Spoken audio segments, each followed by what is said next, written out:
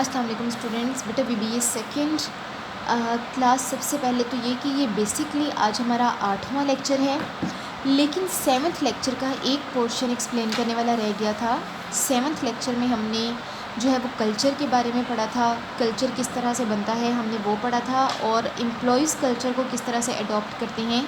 ये 3 पॉइंट्स हमने lecture number 7 में पढ़े थे। ठीक है, अब उस कल्चर का मैनेजर्स पे क्या इफ़ेक्ट होता है ये पॉइंट रह गया था। तो ये पहले हम 8 लेक्चर के स्टार्ट से पहले ये वाला पॉइंट जो है वो कवर अप कर लेते हैं जल्दी से 4-5 मिनट में, और फिर जो है वो हम इंशाल्लाह हमारा लेक्चर नंबर 8 स्टार्ट करेंगे। तो बेटा ये let's move towards the point remaining part of the lecture number 7। So how culture effects the managers. अब कल्चर में चेंज की वजह से या उसमें कोई नई चीज़ें इंट्रोड्यूस करवाने की वजह से या पुरानी चीज़ों को रिमूव करने की वजह से या कल्चर की ऐसी चीज़ें जो ऑर्गेनाइजेशन को अपने गोल्स अचीव करने में प्रॉब्लमेटिक प्रूफ हो रही थी, उन चीज़ों को एक्सक्लूड कर देने की वजह से मैनेजर्स पे क्या इफ़ेक्ट आता है और उनकी कौन कौन सी। तो बेटा हम इसका पहला पॉइंट स्टार्ट करते हैं, विच इज़ के थ्रू इट्स इफ़ेक्ट्स, यानी कि इट्स का वर्ड जो है वो कल्चर के लिए यूज़ हो रहा है। Through it's effect on what employees do and how they behave. ठीक है, अब मैनेजमेंट से पहले जो है वो एम्प्लॉयज़ का रिएक्शन शो होता है, क्योंकि एम्प्लॉयज़ रिएक्ट करेंगे तो ही मैनेजमेंट एक्शन लेगी, तो मैनेजमेंट का काम शुरू होगा। ठीक है, तो अब कल्चर में चेंजिंग्स की वजह से क्या इफ़ेक्ट आए हैं और उन इफ़ेक्ट्स की वजह से एम्प्लॉयज़ ने कैसा बिहेव किया है और क्यों किया है, इन चीज़ों को कंट्रोल करना भी मैनेजर्स की ज़िम्मेदारी है। ठीक है, अब मैनेजर्स, बेटा मैनेजर्स का क्या काम है। मैनेजमेंट की, जब मैंने आपको लेक्चर नंबर 2 में मैंने आपको फंक्शंस ऑफ या स्टेप्स ऑफ मैनेजमेंट या फंक्शंस ऑफ मैनेजमेंट के टाइटल से मैंने आपको टॉपिक करवाया था, तो उसमें हमने कोई 4 से 5 फंक्शंस किए थे, जिसमें प्लानिंग था, ऑर्गेनाइजिंग था, कंट्रोलिंग था, लीडिंग था, ये सब पॉइंट्स थे। ठीक है, और ये हमने किए थे कि मैनेजर्स बेसिकली ये फंक्शन परफॉर्म करते हैं, और फिर इनको हमने एट दैट टाइम डिटेल्स में भी देखा था कि कौन कौन सा हायरार्की लेवल किस किस फंक्शन में जो है वो सेट करता है।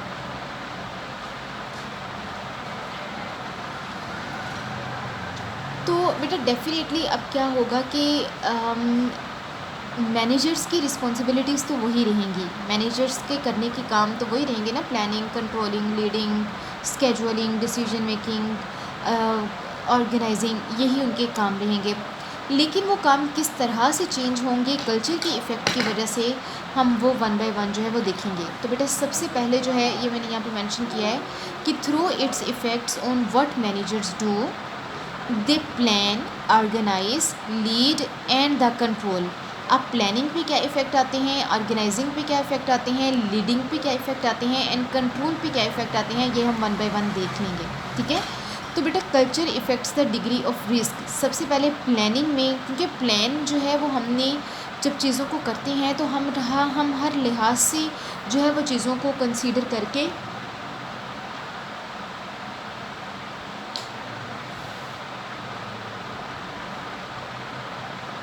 यानी कि आप ये कह सकते हैं कि हर तरीके से, हर तरफ से जो है वो जांच पड़ताल करके मामले की फिर हम किसी चीज़ को प्लान करते हैं।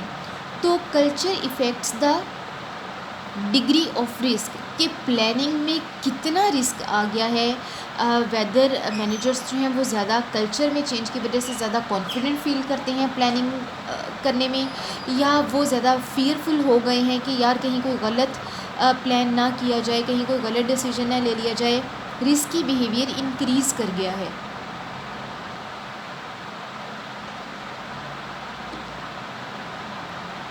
तो बेटा जो दूसरा पॉइंट है वो ये है कि whether plans developed by the individuals और द टीम्स, कि आया प्लान्स जो हैं वो एक इंडिविजुअल ह्यूमन बीइंग ने बनाए हैं, इंडिविजुअल मैनेजर ने बनाए हैं, या फिर वो एक मैनेजर्स सब टीम में बैठे, एक ग्रुप में बैठे तो ये काम हुआ है।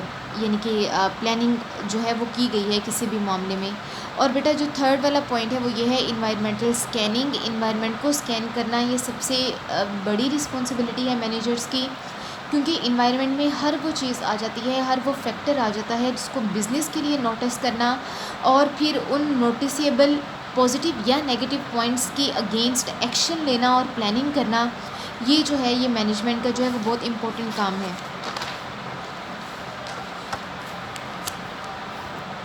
अच्छा बेटा, अब हम ऑर्गेनाइजिंग के लिहाज से देख लेंगे कि मैनेजमेंट का जो ऑर्गेनाइजिंग का काम है, जो टास्क है, वो कल्चर की वजह से किस तरह से इफ़ेक्ट होता है। तो बेटा ऑर्गेनाइजिंग में मैंने कुछ तीन पॉइंट्स मेंशन किए हैं, जिसमें पहला पॉइंट ये है कि how much autonomy should be designed into the employees. बेटा एटोनॉमी का मतलब है इंटरनल इन्वायरमेंट की रिस्पॉन्सिबिलिटीज़, इंटरनल इन्वायरमेंट का कंट्रोल, इंटरनल इन्वायरमेंट के प्रोसेसेस को करने का मैकेनिज़्म।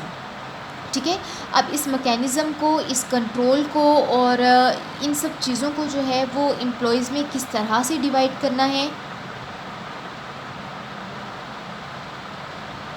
किन एम्प्लॉयज़ को किन रिस्पॉन्सिबिलिटीज़ के लिए प्लान करना है और किन को किन फंक्शंस के लिए प्लान करना है, ये सारा ऑर्गेनाइजिंग का काम है। ऑर्गेनाइजिंग के स्टेप में ये काम होता है। तो सबसे पहले ये देखा जाता है कि हमारी जो एनाटॉमी है उसको हमने किस तरह से डिज़ाइन करना है, यानी कि इंटरनल बिजनेस के जो सारे प्लान्स हैं, जो सारी रिस्पॉन्सिबिलिटीज़ हैं, जो मैनेजमेंट की हैं, एम्प्लॉयज़ की हैं, ऑनर्स की हैं, उन सब चीज़ों को प्लान करना है। ठीक है, और according to the goal, according to the planning, फिर वो जो हमने प्लानिंग में चीज़ें प्लान की थी उनके मुताबिक जो है वो लेके चलना है।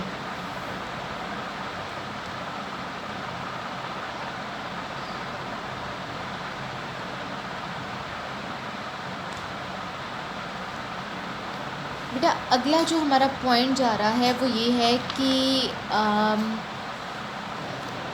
Weather task should be performed individually और इन टीम। कि टास्क जो हैं क्या वो इंडिविजुअली परफॉर्म किए जाएंगे या टीम, यानी कि जो पीछे प्लान कर लिया, अब उस प्लान को एग्जीक्यूट करने का टाइम है। और एग्जीक्यूट करने के लिए हमें पहले ऑर्गेनाइज़ करना होगा, हमें पहले डिसाइड करना होगा कि क्या, कब, कहाँ, कैसे, क्यों किया जाएगा और किसके ज़रिए किया जाएगा। ठीक है, तो इसमें जो है ये एनाटॉमी को हमने डिज़ाइन तो कर लिया, उसके बाद जो हमने ये देखना है कि टास्क को इंडिविजुअली परफॉर्म करना है या ग्रुप में परफॉर्म करना है। और बेटा अगला जो पॉइंट है वो ये है कि degree to which departmental managers interact with each other. कि एक डिपार्टमेंट का दूसरे डिपार्टमेंट से कितना रिलेशनशिप होगा और दोनों डिपार्टमेंट्स की एक्टिविटीज़ दोनों को किस हद तक जो है वो पॉजिटिवली या नेगेटिवली इफ़ेक्ट करेंगी, और क्या ऐसी एक्टिविटीज़ हैं जो अगर हो जाएं तो इससे दोनों डिपार्टमेंट्स जो हैं वो एक दूसरे की एक्टिविटीज़ को बॉदर ना करें, लेकिन कौन सी एक्टिविटीज़ हैं जो बॉदर करने की हैं। तो एक्चुअल दोनों डिपार्टमेंट्स में किस हद तक जो है वो रिलेशनशिप होगा, इंट्रैक्शन होगा, ये भी इसी में डिसाइड किया जाता है। आगे बेटा हम चलते हैं लीडिंग की तरफ। लीडिंग में भी 3 पॉइंट्स मैंने एक्सप्लेन किए हैं। लीडिंग में सबसे पहला पॉइंट जो है, अब ऑर्गेनाइज हो गया, अब इस ऑर्गेनाइजेशन के बाद लीड करना है सारे प्लान को। ठीक है, तो degree to which managers are concerned to increase the job satisfaction of the employees. ठीक है, अब लीडिंग में सबसे पहले क्या आ जाएगा कि मैनेजर्स का ये फ़र्ज़ बनता है कि वो एम्प्लॉयज़ को इस तरह से लीड करें कि एम्प्लॉयज़ अपने काम के साथ साथ अपने जॉब की सेटिस्फेक्शन को फ़ील करें, महसूस करें, उन्हें लगे कि yes everything around us related to our job is very satisfactory. और उनकी जो है वो उस सेटिस्फेक्शन की वजह से उनमें जो है वो पॉजिटिव फीलिंग्स ग्रो करनी चाहिए। ठीक है, ताकि एम्प्लॉयज़ मेंटली और फिज़िकली दोनों क्रिएटिव वे में अपने काम को लेके चलें। बेटा दूसरा जो पॉइंट है वो ये है कि what leadership styles are appropriate. ठीक है, कि हमने सख्ती वाली लीडरशिप करनी है, तो ये मॉडरेट लेवल की लीडरशिप करनी है, या बिल्कुल ही लीनियंसी वाली लीडरशिप करनी है। बेटा ये यानी कि हार्ड लीडरशिप करनी है, लीनियंट लीडरशिप करनी है, या मॉडरेट लेवल की लीडरशिप करनी है, ये तीनों सिचुएशंस का डिसीजन जो है ये डिपेंड करेगा आपके एम्प्लॉयज़ पे। जिस टाइप के, जिस कैटेगरी के एम्प्लॉयज़ होंगे, अगर तो एम्प्लॉयज़ देमसेल्फ बहुत एक्टिव हैं और क्रिएटिव हैं और मतलब उन पे कोई बहुत ज़्यादा बार बार, जैसे बच्चों को कहा जाता है, उन्हें उस तरह से कहने की ज़रूरत नहीं है। Just once you give them the responsibility of their task and then they will perform their task automatically by their own self. ठीक है। अगर तो एम्प्लॉयज़ इस नेचर के हैं तो देन डेफ़िनेटली आपको जो है वो कोई बहुत ज़्यादा स्ट्रिक्ट लीडरशिप स्टाइल अडॉप्ट करने की ज़रूरत नहीं है। हाँ, अगर एम्प्लॉयज़ जो हैं वो लेज़ी हैं या उनको ज़रा डंडे से काम करवाना पड़ता है तो then it is the time to decide कि what style of leadership we should adopt. ठीक है। और बेटा अगला जो पॉइंट है वो है how department will interact in the leading. बिल्कुल वही पॉइंट जो ऊपर हमने डिपार्टमेंट्स के लिहाज से डिस्कस किया। अब ये लीडिंग में डिपार्टमेंट्स, कौन सा डिपार्टमेंट किसी दूसरे डिपार्टमेंट को किस हद तक लीड करेगा और किन किन एक्शंस में, डिसिप्लिन्स में लीड करेगा, ये भी जो है वो इसमें डिसाइड कर लिया जाता है। बेटा अगर कंट्रोलिंग है, कंट्रोलिंग में यही जो है मेन जो मैनेजमेंट पे इफ़ेक्ट आता है वो यही आता है कि whether employees liked to be controlled too much और नॉट। ठीक है। अब वही बात जो मैंने ऊपर यहाँ पे आपको एक्सप्लेन की थी कि कुछ ऐसे भी एम्प्लॉयज़ होते हैं जो बार बार बॉस का सर पे खड़े रहना जो है वो बर्दाश्त नहीं करते, उनको अच्छा नहीं लगता।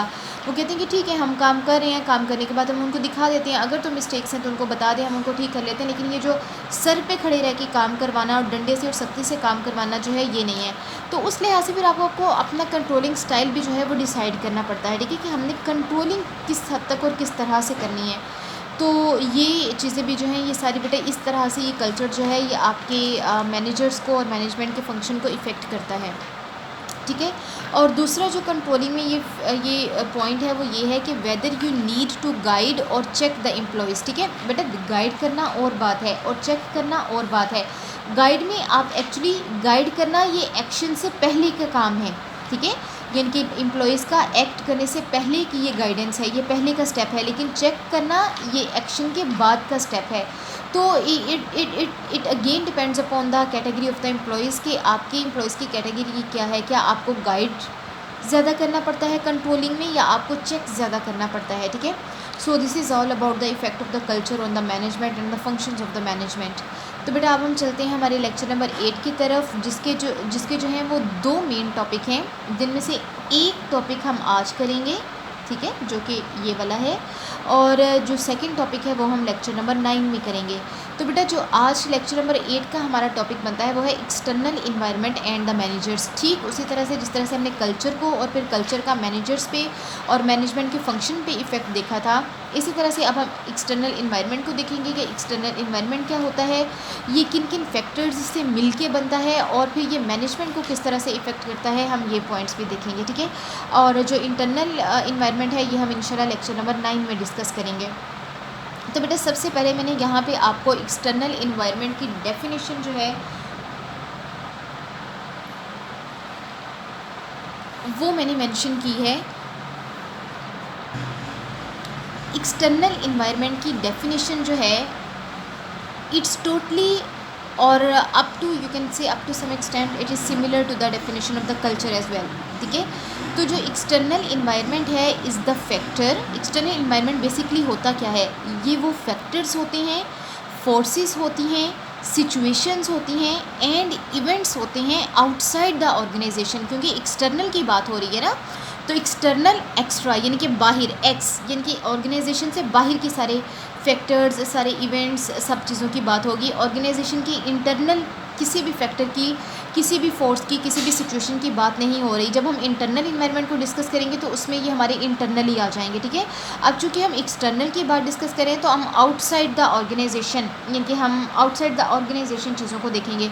तो external environment is the factor, ये वो फैक्टर्स हैं, फोर्सेस हैं, सिचुएशंस हैं and the events outside the organisation, ये और ऑर्गेनाइजेशन के बाहर की फैक्टर्स हैं, फोर्सेस हैं, सिचुएशंस हैं एंड इवेंट्स हैं दैट इफ़ेक्ट्स इट परफॉर्मेंस, जो कि ऑर्गेनाइजेशन की परफॉर्मेंस को इफ़ेक्ट करती हैं। ठीक है। अब बेटा ये तो ओबियसली डेफिनेटली सबको पता होता है कि इन्वायरमेंट क्या होता है, एक्सटर्नल इन्वायरमेंट क्या होता है, इंटरनल इन्वायरमेंट क्या होता है। अब हमारे घरों के अपने घरों का भी ऐसे ही होता है। इंटरनल इन्वायरमेंट कुछ और होता है और एक्सटर्नल इन्वायरमेंट्स कुछ और होते हैं, और दोनों ही किसी न किसी एक्सटेंट में जो है वो एक दूसरे को इफ़ेक्ट कर रहे होते हैं, एक दूसरे पे डिपेंड कर रहे होते हैं। तो अब हम बेसिकली ये देख लेते हैं कि वो कौन से मेजर कंपोनेंट्स हैं जिनकी वजह से एक्सटर्नल इन्वायरमेंट बनता है। यानी कि यू कैन से कि these components will be the building blocks of the external environment. ठीक है।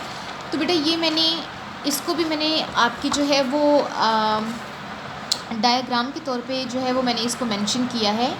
And I hope so that you students would get the good understanding of this diagram and the components and all the components of the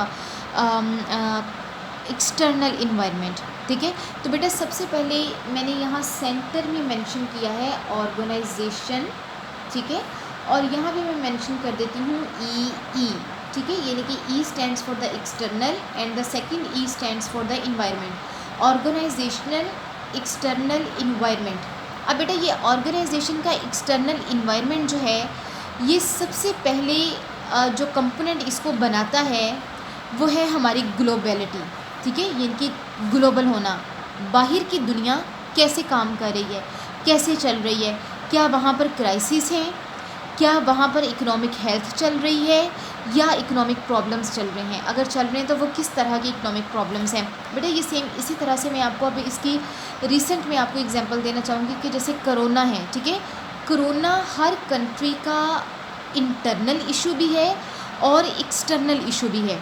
ठीक है, अब corona की वजह से आप देख लें कि ना सिर्फ वो कंट्रीज़ जो इस बीमारी से सफ़र कर रहे हैं, ना सिर्फ उनकी इंटरनल जो इकोनॉमी है वो इफ़ेक्ट हुई है, बल्कि एक्सटर्नल इकोनॉमी भी बहुत ज़्यादा इफ़ेक्ट हुई है। और इंटरनल इकोनॉमी का जिस लिहाज से भी एक्सटर्नल इकोनॉमी के साथ लिंक था, वो सभी लिंक्स जो हैं वो इफ़ेक्ट हुए हैं।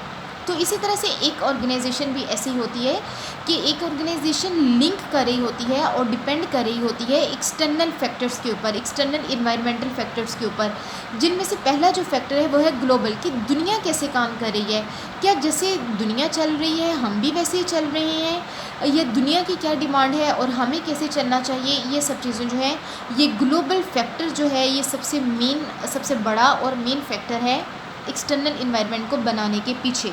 ठीक है, क्योंकि हम जो है हम एक दूसरे की उंगली पकड़ के चल रहे होते हैं, तो जैसे अगला पर्सन चल रहा होता है वैसे ही हम चल रहे होते हैं। ठीक है, तो अगर नेक्स्ट जो पर्सन है, अब नेक्स्ट पर्सन से मुराद यहाँ पे नेक्स्ट कंट्रीज़ हैं, बाहर की इकोनॉमीज़ हैं, बाहर की ऑर्गेनाइजेशंस अगर आप बात कर लें। ठीक है, तो क्या वो जो बाहर की ऑर्गेनाइजेशंस हैं वो क्राइसिस में चल रही हैं, वो हेल्थ में पॉजिटिवली चल रही हैं, या वो प्रॉब्लम्स में चल रही हैं। ठीक है, तो ये चीज़ें जो हैं ये बहुत ज़्यादा इफ़ेक्ट करती हैं। बेटा दूसरा जो पॉइंट है वो है पॉलिटिकल सिस्टम और लीगल सिस्टम। ठीक है, अब पॉलिटिकल सिस्टम और लीगल किसको कहते हैं, कानून को कहते हैं, और पॉलिटिक्स किसको कहते हैं, सियासत को कहते हैं। तो जैसे पॉलिटिक्स होगी वैसे ही लीगल सिस्टम होता है, क्योंकि पॉलिटिक्स का डायरेक्ट जो इफ़ेक्ट होता है वो लीगेसी भी होता है। ठीक है, किसी भी कंट्री की जो लीगेसी है, यानी लेजिस्लेशंस हैं, जो लॉज हैं, जो रूल्स हैं, जो लीगल सिस्टम है, वो ज़्यादा इफ़ेक्ट होता है। क्योंकि कोई भी जब नई गवर्नमेंट आती है, नई पॉलिटिशियंस आते हैं, तो वो आइन को बदलना चाहते हैं। वो कहते हैं कि हमने ये इस आइन में तरमीम कर दी, इस आइन में तरमीम कर दी। तो वो आइन में जो तरमीम का होना है, आइन में जो चेंज का होना है, वो आपके लीगल सिस्टम को इफ़ेक्ट करता है। तो जो सेकंड वाला फैक्टर है वो पॉलिटिकल सिस्टम भी है और लीगल सिस्टम भी है। अब बेटा ये पॉलिटिकल सिस्टम और लीगल सिस्टम जो है ये कितने स्टेबल हैं और कितनी सर्टेनिटी है इनमें, ये जो है ये किसी भी ऑर्गेनाइजेशन का एक्सटर्नल इन्वायरमेंट बनाने में बहुत ज़्यादा जो है आप कह सकते हैं कि ये हेल्पफुल जो है ये प्रूफ होते हैं। ठीक है, अब जैसे हमारे अगर मैं पाकिस्तान और इंडिया की बात करूं तो हमारे कंट्रीज़ ऐसे हैं, ये दो कंट्रीज़ ऐसे हैं जिनमें पॉलिटिकल इंस्टेबिलिटी है। ठीक है, यानी कि पॉलिटिक्स अगर चलती हैं तो वो झगड़ों में चलती हैं। अपोजिशन का झगड़ा 5 साल का टाइम पीरियड होता है, लेकिन उनमें भी ज़्यादा जो टाइम पीरियड है वो झगड़ों में गुजर जाता है, अपोजिशन को ही हैंडल करने में और उन्हीं को आंसर करने में जो है वो गुजर जाता है। तो जो एक्चुअल गवर्नमेंट के करने के काम होते हैं फॉर द इकोनॉमी इटसेल्फ, वो जो फिर जो काम होते हैं वो हमें बहुत कम नज़र आते हैं। लेकिन इसके बरक्स अगर आप बाहर की यूके, यूनाइटेड स्टेट्स को देख लें, आप वो जो यानी कि स्टेबल जो कंट्रीज़ हैं, जर्मनी हो गया, जापान हो गया, जापान की पॉलिटिक्स भी जो है वो मोस्टली इनस्टेबल ही कंसीडर की जाती हैं। लेकिन जैसे जर्मनी हो गया, नॉर्वे हो गया, इसके अलावा ऑस्ट्रेलिया की जो पॉलिटिक्स है वो बहुत ज़्यादा स्ट्रॉन्ग है, पॉलिटिकल सिस्टम उसका। यूनाइटेड स्टेट्स का जो है बहुत ज़्यादा स्ट्रॉन्ग है। तो बेटा इन कंट्रीज़ में आपने देखा होगा कि ठीक है गवर्नमेंट चेंज हुई, जैसे यूनाइटेड स्टेट्स में पहले ओबामा की गवर्नमेंट रही और अब जो है वो डोनाल्ड ट्रंप की है, ठीक है।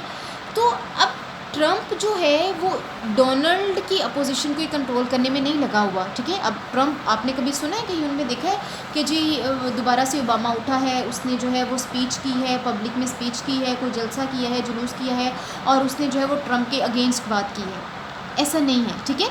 तो ये वो स्टेबल कंट्रीज़ हैं जो पॉलिटिक्स को बहुत स्टेबल वे में लेके चलते हैं, ठीक है। यानी कि जो गवर्नमेंट आ गई लोग उसको एक्सेप्ट करते हैं और उसके एक्शंस को एक्सेप्ट करते हैं, वेदर रॉन्ग और राइट, ठीक है। लोग उसको एक्सेप्ट करते हैं और इसी तरह से कंट्रीज़ की जो है वो पॉलिटिक्स स्टेबल होती हैं। अगर जो है वो कंट्रीज़ की पॉलिटिक्स जो हैं वो अपोजिशन के केसेस में रहेंगी तो वो कभी भी स्टेबिलिटी की तरफ नहीं चलती हैं।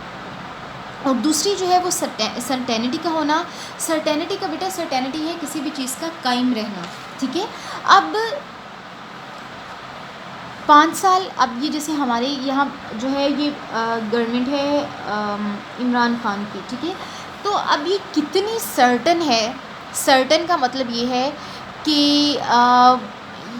इसमें कहीं ऐसा तो नहीं है कि इमरान खान अपनी गवर्नमेंट में सडनली कुछ ऐसे डिसीजन ले लेता है जो पूरी की पूरी इकोनॉमी को जो है वो अनसर्टेनिटी क्रिएट कर देते हैं उसके लिए। बेटा सर्टेनिटी का मतलब होता है यकीनियत और गैर यकीनियत होना, ठीक है। अब जैसे आप हैं, आपकी अगर कोई फ्रेंड है और आप उससे जो है वो अनसर्टन है, यानी आप उस पर ट्रस्ट नहीं कर सकते, आप कहते हैं कि यार इसका कुछ पता नहीं चलता, ये कब क्या बोल देता है, कब क्या डिसीजन ले लेता है, कब क्या कर देता है, तो आप उससे जो है वो हमेशा जो है वो अनसर्टन ही रहते हैं, आप सर्टन नहीं हो पाते। तो इसी तरह से जो हमारी पॉलिटिक्स हैं उनको भी चाहिए कि वो जो भी एक्शंस लें वो अपनी पब्लिक को कॉन्फिडेंस में लेकर लें, ताकि पब्लिक को सर्टेनिटी का पता हो, क्योंकि पब्लिक जो है वो ऑर्गेनाइजेशंस जो बनी है वो पब्लिक से मिलके ही बनी है, ठीक है। तो जो अब यानी कि अगर पब्लिक कॉन्फिडेंट होगी, ऑर्गेनाइजेशंस कॉन्फिडेंट होंगी, तो डेफिनेटली उन्हें सर्टेनिटी का और अनसर्टेनिटी का पता होगा और फिर अपने गोल्स को सेट करना ऑर्गेनाइजेशंस के लिए ज़्यादा जो है वो आप कहने के ईजी होगा।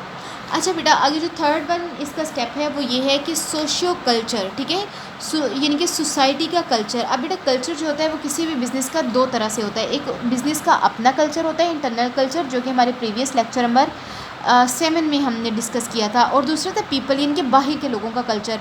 जो बाहर के लोगों का कल्चर होता है, जो एक्सटर्नल कल्चर होता है, वो डिपेंड कर रहा होता है हमारी रिलीजन पे, हमारी नॉर्म्स पे, हमारी वैल्यूज़ पे मोस्टली जो है वो डिपेंड कर रहा होता है। और जो बिज़नेस का कल्चर होता है, ये तो बिज़नेस का लास्ट टाइम मैंने हमारा लेक्चर नंबर 7 बड़ा इससे डिटेल में रहा है। तो बेटा जो कल्चर है, जो सोशलिज़म है, वो भी बहुत ज़्यादा एक्सटर्नल इन्वायरमेंट को बनाने में जो है वो एक मेन फैक्टर के तौर पर जो है वो काम करता है।